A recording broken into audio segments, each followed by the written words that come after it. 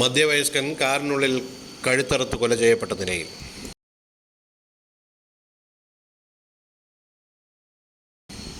കേരള തമിഴ്നാട് അതിർത്തിയായ പടന്താലമൂടിന് സമീപമാണ് മധ്യവയസ്കനെ കാറിനുള്ളിൽ കഴുത്തറുത്ത് കൊല ചെയ്യപ്പെട്ട നിലയിൽ കണ്ടെത്തിയത്.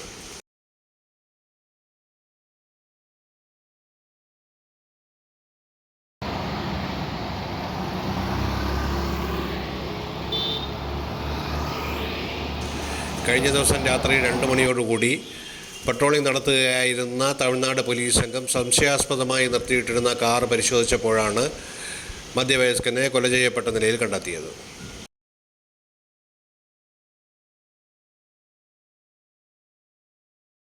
തിരുവനന്തപുരം പാപ്പനംകോടിന് സമീപം കൈമനം സ്വദേശി 44 വയസ്സുള്ള വാഹന വ്യാപാര നടത്തുന്ന ആളാണ് കൊല ചെയ്യപ്പെട്ടത് എന്ന് പറയപ്പെടുന്നു.